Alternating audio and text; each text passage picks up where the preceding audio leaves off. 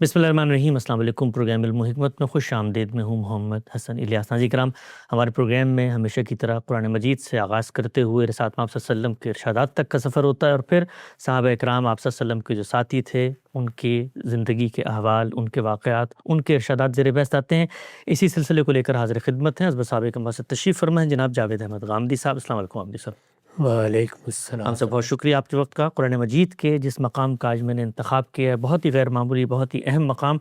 ख़ुद गामदी साहब ने अपनी तफसीर बयान में उसकी क्या तौज़ीहात बयान की हैं, उन सबको ज़ेर बहस लाते हुए आगाज़ करते हैं। हमसे सूरह माइदा की आयत 32 मेरे सामने है। फरमाया, इंसान की यही सरकशी है जिसकी वजह से हमने मूसा को शरीयत दी, तो उसमें बनी इसराइल पर भी अपना ये फरमान लिख दिया था कि जिसने किसी एक इंसान को कत्ल किया इसके बग़ैर कि उसने किसी को कत्ल किया हो या ज़मीन में कोई फ़साद बर्पा किया हो, तो उसने गोया तमाम इंसानों को कत्ल कर दिया। और जिसने किसी एक इंसान की को ज़िंदगी बख्शी, उसने गोया तमाम इंसानों को ज़िंदगी बख्श दी। फिर यही नहीं, इसके साथ ये भी हकीकत है कि इन पर इत्माम हुज्जत के लिए हमारे पैगम्बर इनके पास निहायत वाज़ेह निशानी लेकर आए, लेकिन इसके बावजूद इनमें से बहुत से हैं जो ज़मीन में ज़्यादतियाँ करने वाले हैं। कुरान मजीद ने जब ये बात फरमाई है कि किसी एक इंसान की जान ली तो गोया पूरी इंसानियत की ली, और जब एक को बचाया तो पूरी इंसानियत को बचाया। इसकी तफसीर में ख़ुद गामदी साहब ने अल बयान में जो निकात लिखे हैं वो मैं आप लोगों की खिदमत में पेश करता हूँ। फरमाया कि अम्बिया अलैहिमुस्सलाम की शरीयत में ये कानून हमेशा से मौजूद रहा है। यहूद का हवाला महज उनकी शकावत और शरारत को नुमाया करने के लिए आया है। इसके ये मानी नहीं है कि ये बनी इसराइल के लिए कोई ख़ास कानून है। चुनांचे नूह अलैहिस्सलाम और उनकी ज़ुर्रियत को हिदायत इस मामले में की गई थी। वो बाइबल की किताब पैदाइश में इस तरह मज़कूर है, आदमी की जान का बदला आदमी से और उसके भाई बंद से ले लो। जो आदमी का खून करे उसका खून आदमी से होगा, क्योंकि खुदा ने इंसान को अपनी सूरत पर बनाया है। आगे लिखते हैं गाम साहब कि इस कानून की वजाहत आगे सिलसिला बयान के आखिर में होगी। कत्ल नफ्स की संगीनी को वाज़े करने के लिए किसास का असल फ़लसफ़ा यहाँ बयान कर दिया गया। इस फ़लसफ़े की रूह से जो फ़राइज़ इस कानून के मानने वालों पर आयद होते हैं और जो ज़िम्मेदारियाँ उनके वो मुकल्लफ़ ठहरते हैं, वो उस्ताद इमाम मौलाना अमीन हसन इस्लाही के अल्फाज में ये हैं। पहली ये एक हर हादसा कत्ल पूरी कौम में खलचल पैदा कर दे। जब तक उसका किसास ना लिया जाए, हर शख्स महसूस करे कि वो उस तहफ़्फ़ुज़ से महरूम है जो उसको अब तक हासिल था।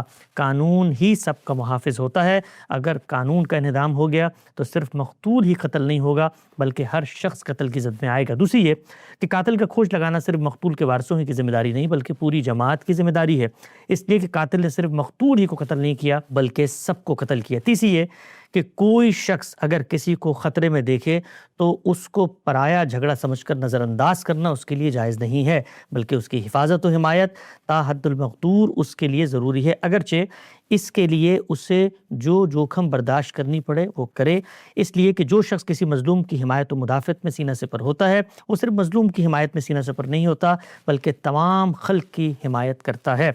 चौथी ये कि अगर कोई शख्स किसी कत्ल को छुपाए या कातिल के हक़ में झूठी गवाही देता है या कातिल का ज़ामिन बनता है या कातिल को पनाह देता है या कातिल की दानिस्ता वकालत करता है या दानिस्ता उसको जुर्म से बरी करता है, तो गोया ख़ुद अपने और अपने बाप, भाई, बेटे के कातिल के लिए ये सब कुछ करता है, क्योंकि एक का कातिल सबका कातिल। और पाँचवीं ये कि किसी मक़तूल के किसास के मामले में मक़तूल के वारिसों या हुक्काम की मदद करना दर हकीकत मक़तूल को ज़िंदगी बख्शना है, इसलिए कि कुरान में इरशाद हुआ है कि किसास में ज़िंदगी है।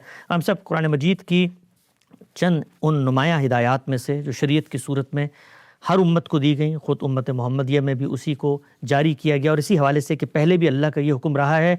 इसकी वजाहत जो कुछ आपने लिखी है मैंने कर दी। कुछ इतलाक़ी सवालात हैं, मैं चाहता हूँ कुछ आयत के ऊपर भी उमूमी तौर पे और इतलाक़ी सवालात को सामने रख के आप बताइएगा। कुरान ने सज़ाए मौत के लिए, यानी किसी को आप कत्ल की सज़ा देते हैं तो दो ही जराइम मुतय्यन की हैं, एक किसी का कत्ल हो, दूसरा फ़साद फ़िल अर्द हो। इसकी क्या हिकमत है कि दो जराइम तक महदूद कर दिया। और हम ये देखते हैं आजकल रियासतों में आइन तोड़ना, गद्दारी, इस पर भी कत्ल की सज़ा का निफाज कर दिया जाता है, तो क्या कुरान की रूह से ये जायज़ है? ये बड़ी अहम आयत है, बल्कि कहा जा सकता है कि इंसानियत की हिफाजत में इस आयत को एक नुमाइंदा हिदायत के तौर पर पेश किया जा सकता है। सबसे बड़ी चीज़ किसी भी इंसान के लिए उसकी जान है जी, उसके बाद माल, उसके बाद आबरू। रिसालत पाक सल्लल्लाहु अलैहि वसल्लम ने इन तीनों चीज़ों को इसी तरतीब से बयान किया था। اور یہ فرمایا تھا جب حجۃ الوداع کا خطبہ دیا ہے کہ تمہاری جانیں، تمہارے مال اور تمہاری آبروئیں، یعنی انفسکم، اموالکم، اعراضکم، یہ تینوں چیزیں اللہ تعالیٰ نے حرمت کے دائرے میں داخل کر دی ہیں۔ یعنی ان کا معاملہ یہ نہیں ہے کہ ان کو کوئی نقصان پہنچانا، ان کی طرف بری نظر سے دیکھنا، ان کے بارے میں کوئی غلط اقدام کرنا، یہ بچوں کا کھیل ہے۔ یہ در حقیقت اللہ تعالیٰ کی قائم کردہ حرمت کو پامال کرنا ہے۔ اس طریقے سے گویا جان، مال، آبرو کو وہ حفاظت حاصل ہو گئی کہ اب کوئی انسان اللہ تعالیٰ کی اس حرمت کو پامال کرنے کی جسارت نہ کرے۔ ٹھیک، ظاہر ہے کہ اس کے بعد یہ سوال پیدا ہوتا ہے کہ جان کو حرمت، مال کو حرمت، آبرو کو حرمت، تو اگر کوئی شخص کسی جرم کا ارتکاب کر دیتا ہے تو جرم کا ارتکاب کر دینے کے بعد بھی کیا یہ حرمت باقی رہے گی؟ اس میں ظاہر ہے کہ یہ سوال اس سے مزید آگے بڑھتا ہے کہ کیا ہر جرم ایک ہی طرح کا جرم ہوتا ہے؟ یعنی ہم مثال کے طور پر کسی آدمی نے کسی ٹریفک کے قاعدے کی خلاف ورزی کر دی ہے تو اس پر بھی کسی کو موت کی سزا دے دیں گے۔ تو یہ موت کی سزا یا کسی کی جان لینا یا کسی کے مال کے خلاف کوئی اقدام کرنا، یہ سب یہ تقاضا کرتے ہیں کہ ان کے حدود متعین کیے جائیں، یعنی یہ بتایا جائے کہ یہ کس صورت میں ہو سکتے ہیں۔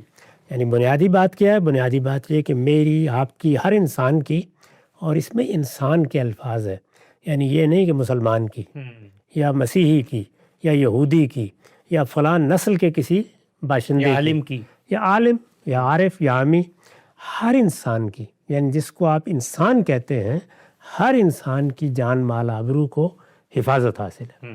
اب اگر حفاظت حاصل ہے تو وہی میں نے عرض کیا کہ پھر اگر وہ حفاظت اٹھے گی تو اس کے بارے میں ایک واضح اور متعین جگہ ہونی چاہیے، یعنی جس میں کوئی ابہام نہ ہو۔ تو اللہ تعالیٰ نے یہ عنایت فرمائی کہ اس کو خود متعین کر دیا۔ یہ آیت اس کو بیان کرتی ہے۔ اچھا، یعنی کسی شخص سے اگر جرائم کا ارتکاب ہوتا ہے تو وہ کون سے جرائم ہیں جن کے بعد اس کی جان لی جا سکتی ہے۔ مال کے بارے میں بھی بہت سی باتیں قرآن مجید نے بیان کی ہیں، مثال کے طور پر دیت کا قانون بیان کیا ہے۔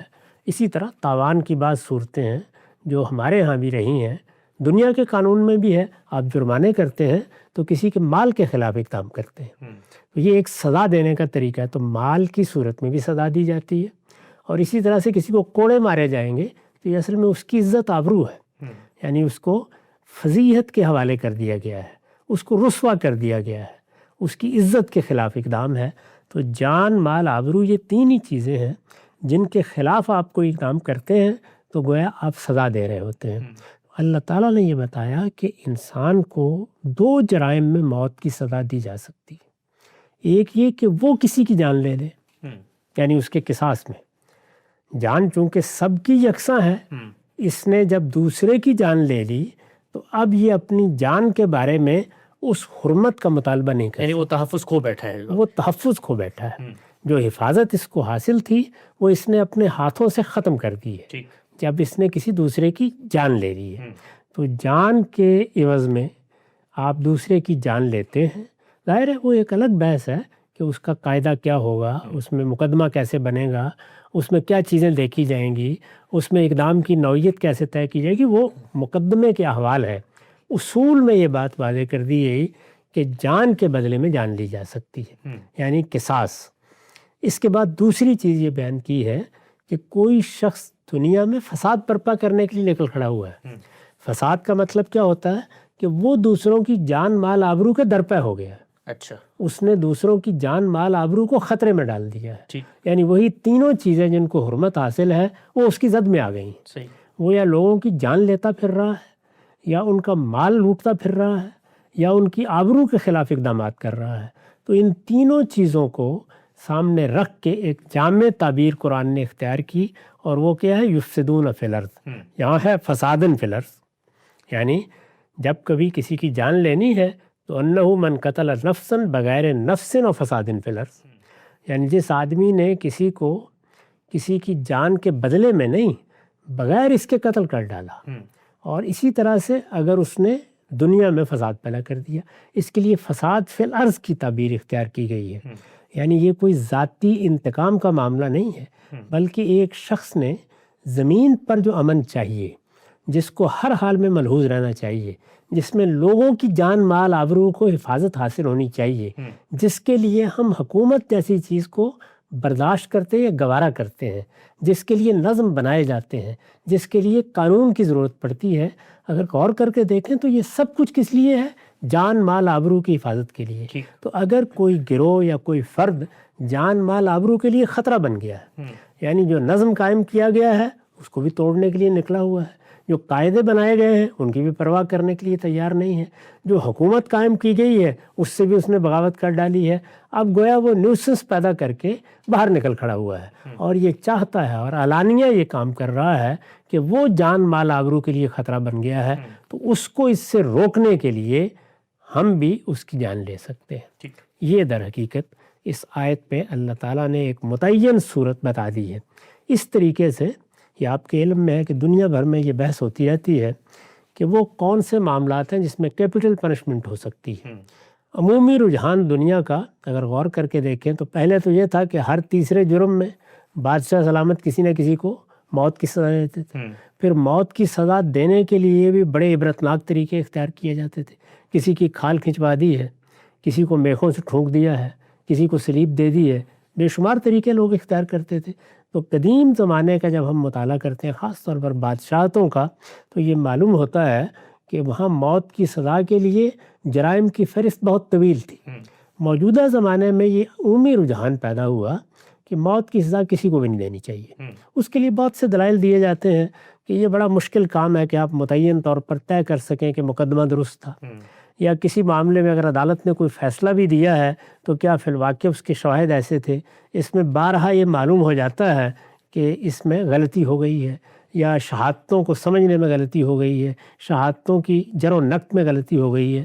تو اس طرح کی بہت سی چیزیں کہہ کے لوگ یہ کہتے ہیں کہ اس میں عمر قید کی سزا دے دیں یا کوئی اور سزا دے دیں، لیکن موت کی سزا نہیں دینی چاہیے۔ قرآن مجید نے انسانیت کی جس طریقے سے ایسے پیچیدہ معاملات میں یا ایسی الجھنوں میں رہنمائی فرمائی ہے، اور یہ رہنمائی اس لیے کرنی ضروری تھی کہ خود مسلمان جو اسلام کے مخاطب ہیں ان کے تزکیے کا تقاضا یہی ہے، یعنی ان کو پاکیزہ نفس رہنا ہے، اپنی انفرادی زندگی میں بھی اجتماعی زندگی میں بھی۔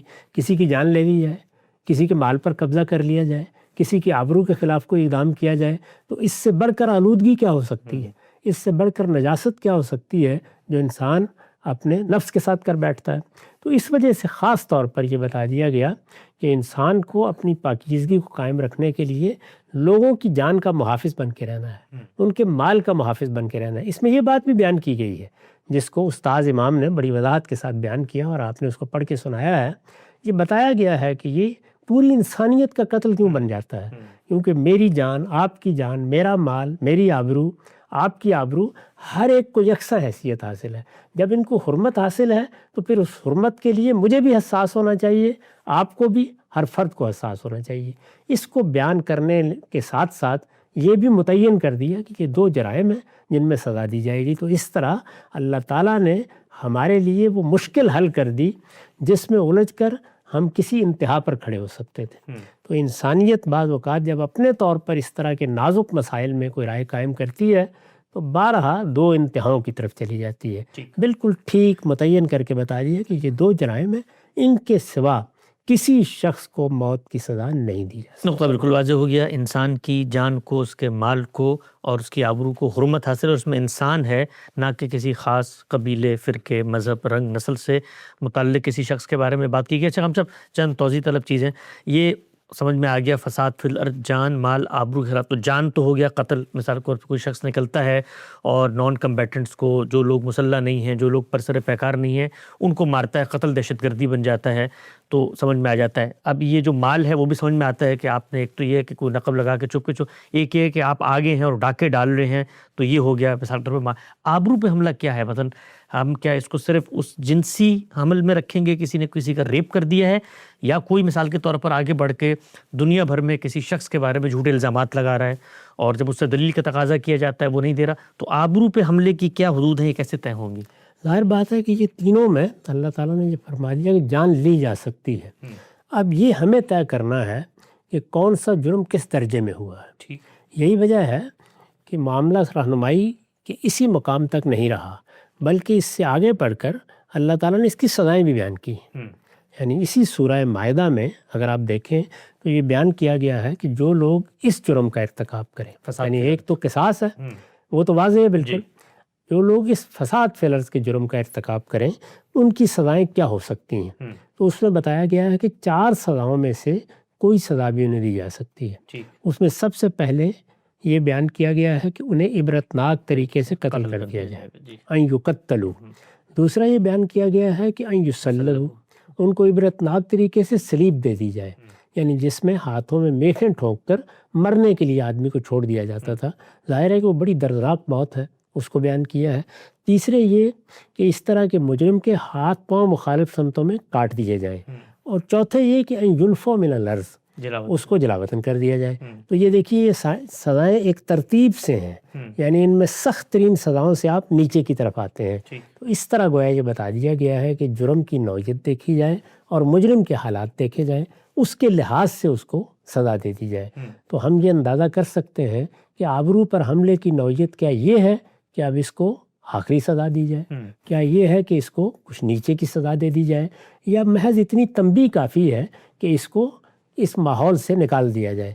ماحول سے نکالنے کی صورت قدیم زمانے میں جلا وطن کرنا تھی، ہم نے اس کے لیے قید خانہ، جیل، اس طرح کی صورتیں اختیار کر لی ہیں، اور بھی کوئی صورتیں ہو سکتی ہیں، لیکن ظاہر ہے کہ وہ ایک کم ترین سزا ہے، یعنی اس میں جان لینے کی اجازت نہیں ہوگی۔ پھر اس جگہ ہم جاتے ہیں تو یہ فیصلہ ریاست، حکومت، مسلمانوں کی شورا، پارلیمنٹ، اسی طرح جو قانونی نظام بنانے کے ادارے ہیں وہ کر سکتے ہیں۔ تو بالکل واضح ہوا۔ ہم صاحب اس آیت کو سامنے رکھ کے چند اطلاقی سے سوالات ہیں، مختصر کمنٹ آپ کا میں ان پہ چاہوں گا۔ موجودہ دور میں فساد فی الارض کا اطلاق آئین سے بغاوت پر بھی کیا جاتا ہے، اسی طریقے سے ریاست نے ایک بیانیہ اپنا لیا، آپ کہتے ہیں اینٹی اسٹیٹ ایکٹرز بن گئے ہیں، تو کیا فساد فی الارض کا اطلاق ان چیزوں میں ہو سکتا ہے؟ آئین سے بغاوت کیسے اس میں آتی ہے ہم صاحب؟ یعنی آئین کا مطلب کیا ہے؟ آئین کا مطلب یہ ہے کہ کسی ریاست میں وہ قاعدہ طے کر لیا گیا ہے جس کے تحت حکومت قائم ہونی ہے۔ اصلاً آئین اسی لیے بنایا جاتا ہے، انعقاد حکومت، یعنی یہ قومی ریاستیں ہیں، ان قومی ریاستوں میں مختلف مذاہب کے لوگ رہتے ہیں، مختلف قومیتوں کے لوگ رہتے ہیں، مختلف نسلوں کے لوگ رہتے ہیں، مختلف رنگوں کے لوگ رہتے ہیں۔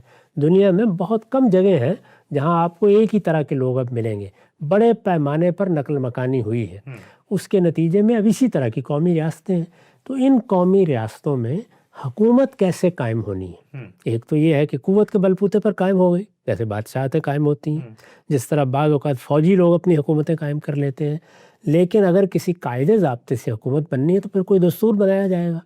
تو یہ دستور در حقیقت یہ طے کرتا ہے کہ حکومت کیسے قائم ہوگی اور حکومت کے ادارے کن حدود میں کام کریں گے۔ یہ ہے تو جو آدمی اس کے خلاف بغاوت کر دیتا ہے، ایک چیز یہ ہے کہ وہ آئین کی کسی بات کو ہدف تنقید بناتا ہے، یعنی ہدف تنقید بنانا تو اصل میں اصلاح کا عمل ہے۔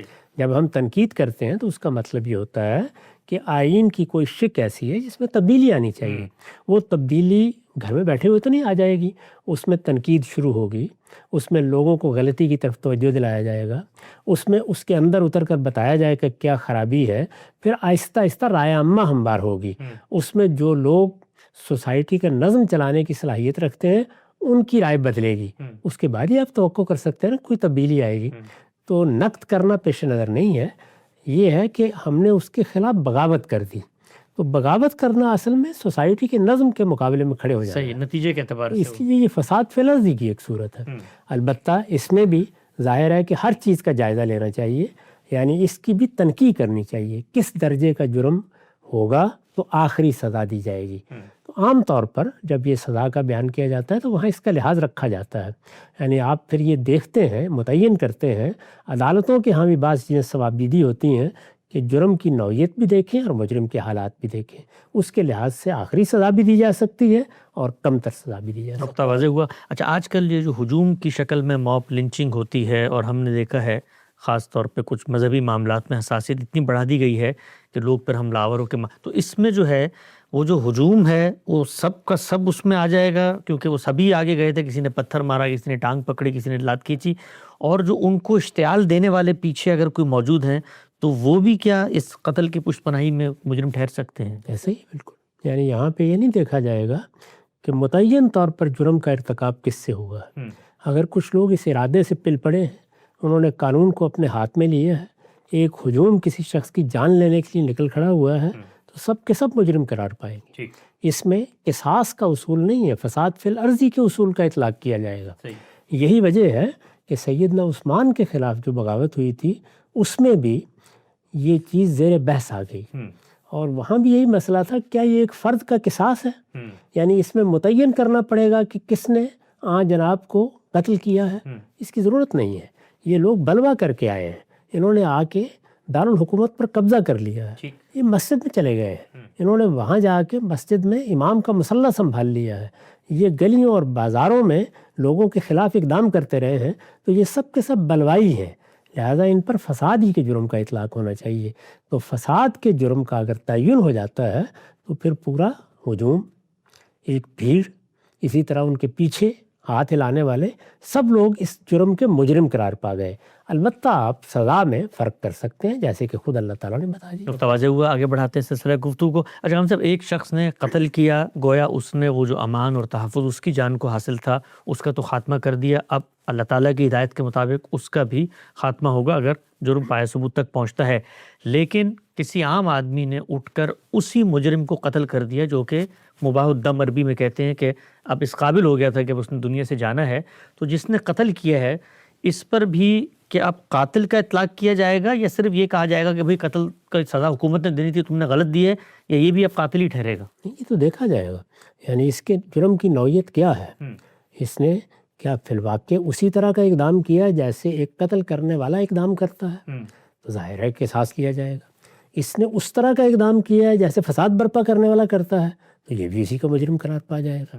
تو اس وجہ سے اس نے تو پہلے یہ دیکھنا ہوگا کہ اس اقدام کی نوعیت کیا ہے۔ صحیح۔ وہ نوعیت اگر محض ایک قتل کی ہے تو قصاص کا مجرم ہے، اور اگر وہ محض فساد کی ہے تو ظاہر ہے کہ فساد کے لحاظ سے دیکھا جائے گا۔ ٹھیک، نقطہ واضح ہوا۔ اچھا ہم صاحب، یہ مثال کے طور پہ جس وقت یہ کام ہوتا ہے، ہم نے دیکھا ہے کہ دنیا بھر میں اس طریقے سے لوگ ایک دوسرے کا قتل بھی کر دیتے ہیں، اس میں عام طور پر مسلمان معاشروں کے اندر جو حساسیت ہے جی کہ یہ مسلمان کا قتل ہوا ہے، مسلمان کے بدلے میں کسی غیر مسلم سے قصاص لیا جائے گا، اس حوالے سے ہمارے یہاں کہ ہماری جو اسلامی روایت ہے کوئی تخصیص کے اس طرح کی موجود ہے؟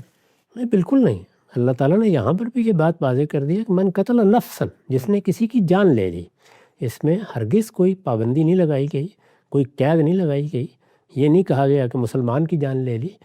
یہ بات کہ مثال کے طور پر کسی نے میرے بھائی یا بیٹے کو قتل کر دیا ہے، یا میرے ہم وطن کو قتل کر دیا ہے، یا اسی طرح سے میرے مسلمان بھائی کو قتل کر دیا ہے، تو فطری طور پر جذبات کی نوعیت بالکل مختلف ہوتی ہے، لیکن اس سے جرم کی نوعیت میں یا اس کی سزا میں کوئی فرق واقع نہیں ہوتا۔ یہاں سے جو کہا گیا کہ جس نے ایک شخص کی جان بچائی اس نے گویا پوری انسانیت کی جان بچائی، تو کیا اس تناظر میں یہ جو ہمارے ہاں مثال کے طور پر ڈاکٹرز ہیں، طباء ہیں، یہ بھی تو جان بچا رہے ہوتے ہیں، تو کیا یہ بھی اس اطلاق کے اندر شامل ہو جاتا ہے؟ اس کے ذیل میں آتے ہیں، یعنی جان بچانے کی ایک تو آخری صورت ہے، لیکن وہ بھی کسی نہ کسی درجے میں ہماری صحت کو قائم رکھنے کی جدوجہد کر رہے ہوتے ہیں۔ تو سب اگر اس نیت سے کریں کہ ہم اللہ تعالیٰ کے حکم کے مطابق، اللہ تعالیٰ کی ہدایت کے مطابق، اس کے حدود کی پیروی کرتے ہوئے اپنے پیشے کی ذمہ داریاں انجام دے رہے ہیں، تو یہ بھی ظاہر ہے کہ بڑی عبادت کے درجے کا پیشہ ہے۔ جس طرح سے دین کے علم کا معاملہ ہے، اسی طرح لوگوں کی صحت یا ان کی جان بچانے کی کوشش، یہ بھی بڑی تحسین کی چیز ہے، اور اس کو بھی اسی ذہن میں رکھنا چاہیے۔ نقطہ بالکل واضح ہو گیا۔ قرآن مجید کی اس آیت کے اندر جو مضامین پوشیدہ تھے، غامدی صاحب کی تفسیر، مولانا امین احسن اصلاحی کی تفسیر، اور خود توضیحی سوالات کی روشنی میں ہم نے غامدی صاحب سے بہت کچھ سیکھا۔ آگے بڑھاتے ہیں سلسلہ گفتگو کو۔ حدیث میرے سامنے ہے، ابو ہریرہ رضی اللہ عنہ سے روایت ہے، صحیح مسلم کی یہ روایت ہے کہ رسول اللہ صلی اللہ علیہ وسلم نے فرمایا، منافق کی 3 نشانیاں ہیں، اگرچہ وہ روزے رکھتا ہو، نمازیں پڑھتا ہو اور خود کو مسلمان سمجھتا ہو، جب بات کرے تو جھوٹ بولے، وعدہ کرے تو خلاف ورزی کرے، اور جب امانت لے تو اس میں خیانت کرے۔ ہم سب حدیث کے مطابق نماز، روزہ اور دعوی اسلام کے باوجود کوئی شخص منافق ہو سکتا ہے؟ یہ کیا عند اللہ منافق وہ ہوتا ہے، یا یہ نشانیاں بتا کر ہمیں بھی اختیار دیا گیا کہ ہم کسی میں اگر یہ نشانیاں دیکھیں تو اطلاق کر کے بتا دیں کہ تم منافق ہو؟ اس میں در حقیقت رسالت مآب صلی اللہ علیہ وسلم کے زمانے کے لوگ زیر بحث ہیں، یعنی جنہوں نے ایمان قبول کیا بظاہر، اور جب انہوں نے ایمان قبول کیا تو اس وقت تو یہ ممکن نہیں تھا کہ آپ مسلمان ہو جائیں اور نماز نہ پڑھیں، مسلمان ہو جائیں اور روزہ نہ رکھیں۔ ٹھیک۔ چنانچہ جو اس نوعیت کی چیزیں تھیں جو ظاہر میں کسی شخص کے مسلمان ہونے کی علامتیں ہیں وہ سب اختیار کر لیتے تھے، البتہ اپنے باطن میں وہ مسلمان نہیں تھے اور اپنے پرانے دین ہی کے ساتھ محبت کا تعلق رکھتے تھے۔ مسلمانوں کو جو صورتحال درپیش تھی اس میں ان کے لیے بھی کوئی چارہ اس کے سوا نہیں رہا تھا کہ ان کے ساتھی بن جائیں، تو چنانچہ وہ اپنے آپ کو مسلمان کہتے تھے، درحالے کے دل سے مسلمان نہیں تھے۔ قرآن مجید میں یہ جماعت، یہ گروہ بہت تفصیل کے ساتھ زیر بحث ہے، تو رسول اللہ نے یہ فرمایا کہ انسان یہ ظاہری علامتیں تو اختیار کر لیتا ہے، یعنی نماز بھی پڑھ لی، روزہ بھی رکھ لیا، لیکن کردار اور سیرت کا معاملہ یہ آسان نہیں ہوتا۔ اس وجہ سے ان کو پہچاننا چاہتے ہو تو ان کے یہ کرتوت دیکھ لیا کرو۔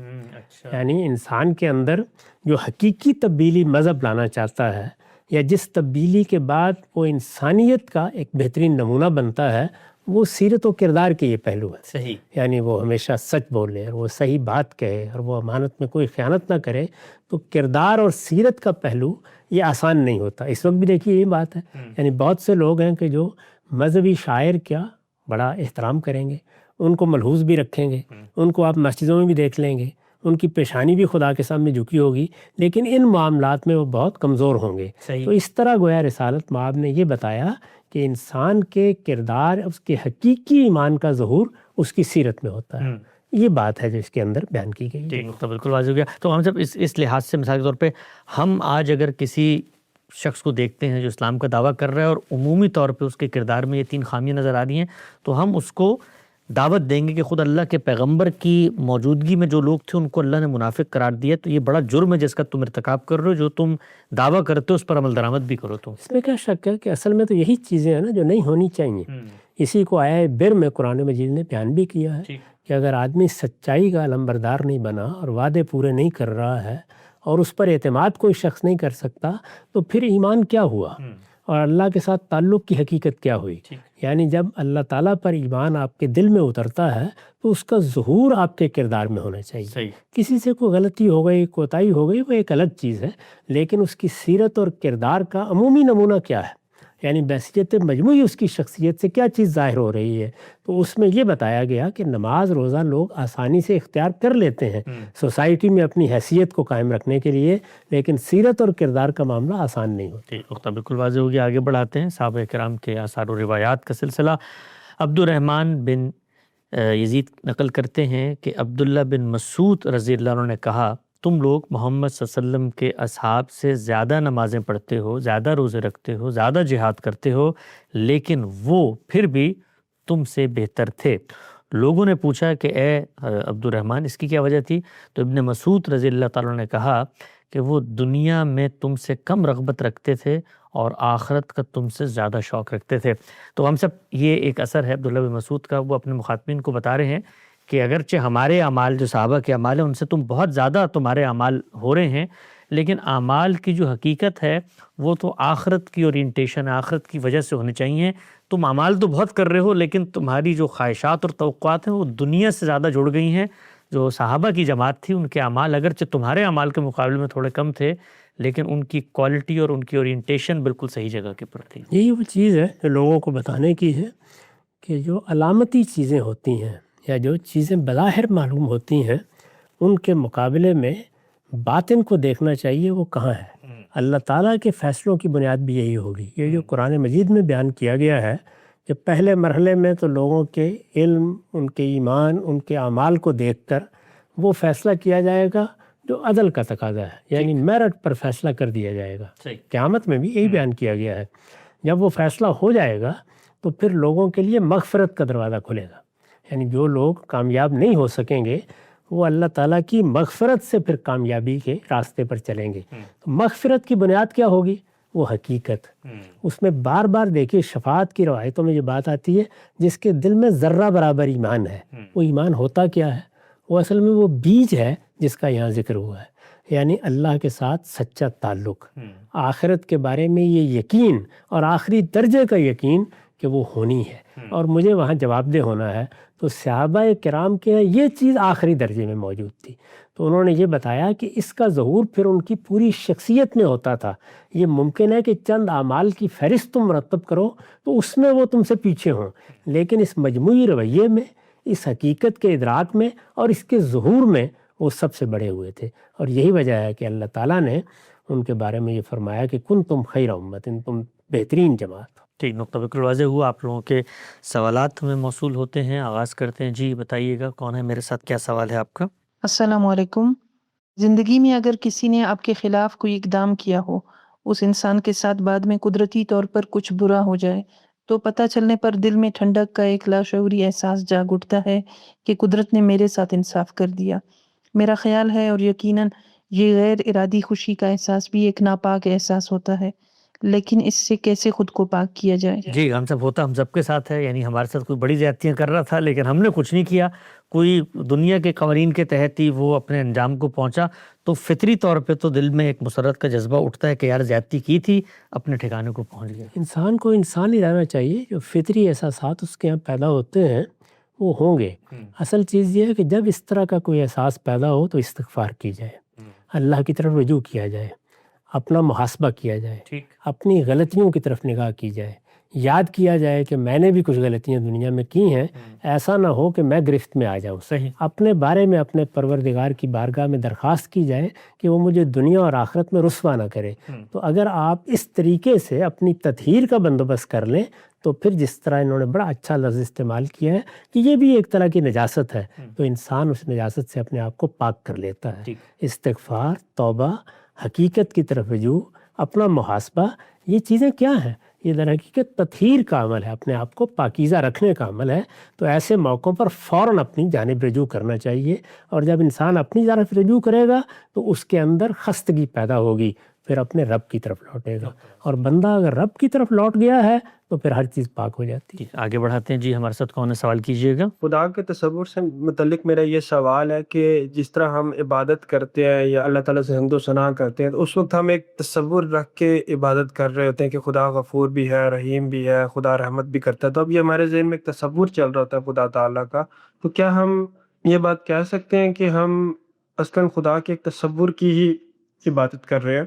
یہ خیال آپ کے ذہن میں اگر آئے تو اس خیال سے کیسے نکلا جائے، یا اس خیال میں اپنی ذات میں کوئی مسئلہ ہے کہ ہم اصلاً خدا کے تصور کی ہی عبادت کر رہے ہیں؟ واضح سوال ایک اضطراب میں ہے وہ کہ ہم نے تو یعنی ذات کی معرفت تو نہیں ہے، ایک تصور ہی ہے، تو ہم تو اس تصور ہی کے گرویدہ ہوتے ہیں، اس تصور کے ساتھ ہی سب کچھ کر رہے ہوتے ہیں. اب وہ تو ذہن بار بار یہ کہتا ہے بھی تو حقیقت سے تو تمہارا کوئی رشتہ نہیں بنا، تصور ہی. اس دنیا میں ہمارے ساتھ یہ معاملہ ہر جگہ ہے. یعنی چیزیں اپنے مظاہری کے لحاظ سے ہمارے سامنے آتی ہیں. ہم جس ماں بہن کے بارے میں بھی محبت کے جذبات رکھتے ہیں، یا اپنے بھائی کے بارے میں بھی، وہاں کون سا ذات کے اندر بیٹھے ہوئے وہاں بھی ایک تصور ہوتا ہے کہ میری یعنی ایک تعلق ہے. اس تعلق کی بعض جہتیں ہیں جو ہمارے اندر محبت کا یا رشتے کا احساس پیدا کرتی ہیں. تو انسان کے ساتھ یہی معاملہ ہے. اللہ تعالیٰ کا تصور بھی ہم نے اگر اللہ کی کتاب سے اخذ کیا ہے، بار بار اس تصور کی اصلاح کرتے رہتے ہیں، اللہ کی کتاب کی طرف رجوع کر کے اللہ تعالیٰ کی وہ صفات جو اس میں بیان ہوئی ہیں ان کی روشنی میں اس کی تسبیح اور اس کی حمد دونوں کا صحیح توازن قائم رکھتے ہیں، تو امید ہے کہ ذات کے قریب بھی ایک احساس کی حد تک ہم پہنچے ہوئے ہیں. نقطہ واضح. آگے بڑھاتے ہیں. جی سوال کیجیے گا. السلام علیکم، میرا نام عبد الرحمن ہے. میرا سوال یہ تھا کہ آپ نے اکثر اوقات یہ بتایا کہ موجودہ دور میں جو انجیل، تورات، زبور کے نسخے موجود ہیں، اس میں اللہ کے کلام کے ساتھ ساتھ بنی اسرائیل کی تاریخ بھی شامل کی گئی ہے. تو اکثر اوقات جو تحریفات ہیں وہ اس تاریخ کے حصے میں ہیں، نہ کہ اللہ کے کلام میں. اللہ کے کلام میں صرف ترجمے کی صورت میں منتقل ہونے کی وجہ سے کچھ نہ کچھ مفہوم میں تبدیلی ضرور ہوئی ہے، لیکن تحریفات اس طریقے سے نہیں ہوئی جس طرح وہ تاریخ والے حصے میں ہوئی ہے. لیکن سورہ بقرہ کی آیت نمبر 79 میں جو ذکر ہوا، جس کا ترجمہ کچھ اس طرح بتایا جاتا ہے کہ لہٰذا تباہی ہے ان لوگوں کی جو اپنے ہاتھوں سے کتاب لکھتے ہیں پھر لوگوں سے کہتے ہیں کہ یہ اللہ کی طرف سے ہے. اس میں جو اپنے ہاتھوں سے کتاب لکھتے ہیں، اس میں کتاب سے مراد کون سی کتاب ہے پھر؟ جی ہم سب یہ بتائیے گا کہ اگر وہاں پر ہوئی ہے تو قرآن تو کہہ رہا ہے کہ کتاب ہی انہوں نے ہاتھوں سے لکھ ڈالی ہے. نہیں، یہ نہیں کہہ رہا قرآن. وہ یہ کہہ رہا ہے کہ جس وقت ان علماء کے پاس لوگ آتے ہیں، آ کے ان سے کوئی فتویٰ پوچھتے ہیں، دین کی کوئی رائے پوچھنا چاہتے ہیں، تو اس وقت یہ رائے تو اپنی دے رہے ہوتے ہیں، لیکن یہ کہہ رہے ہوتے ہیں کہ یہ اللہ کی کتاب کا یہ تو آج بھی ہوتا ہے. پھر تو اس کو بیان کیا ہے، تو اس کی طرف توجہ دلائی ہے کہ اگر کسی عالم نے کوئی رائے دینی ہے تو اسے بار بار رجوع کر کے دیکھنا چاہیے کہ وہ صحیح جگہ سے لی گئی ہے، اس میں اپنی طرف سے کوئی بات داخل نہیں کر دی گئی، اس میں اللہ کی بات کو سمجھا گیا ہے، اور بتانا بھی چاہیے کہ یہ میرا فہم ہے یا میرا اجتہاد ہے یا میرا اطلاق ہے۔ ظاہر ہے کہ ہم انسان ہیں، ہم سے غلطی ہو سکتی ہے۔ تو بالکل واضح، بلکہ آج کے دور میں جو مذہب اور مذہبی فکر، خود اس کی انڈرسٹینڈنگ، اس کو الگ کر کے بیان کرنے کی شدید ضرورت ہے، ورنہ بہت دفعہ ہمارے اپنے کچھ استنباط ہوتے ہیں، اجتہادات ہوتے ہیں، لیکن ہم اس کو اللہ کی بات کہہ کے بیان کر رہے ہوتے ہیں۔ آخری سوال لیتے ہیں جی۔ السلام علیکم، میرا غامدی صاحب سے یہ سوال ہے کہ جب قربانی فرض نہیں تو اس کا حساب کہاں سے آ گیا؟ اور دوسری بات، جب فرض نہیں تو کیا کوئی ایسی چیز جو فرض ہو گئی ہے، یا کسی کی خدمت کرنا یا مدد کرنا، تو کیا ہم قربانی کے پیسوں سے نہیں کر سکتے؟ جی خان صاحب، اگر دو میں انتخاب ہے، مثال کے طور پہ ایک وقت میرا ایک بہت عزیز ہے اور مجھے لگتا ہے کہ اس وقت وہ اس کی جان پہ بنائی ہے، تو وہاں پر تو مدد کرنا ظاہری بات ہے، تقاضا بنتا ہے، اور یہاں پر یہ نفل چیز ہے، تو اس میں کیا کرنا ہے؟ اور دوسرا یہ کہ اگر یہ نفل ہے تو یہ نصاب کی بحث پر کہاں سے آ جاتی ہے؟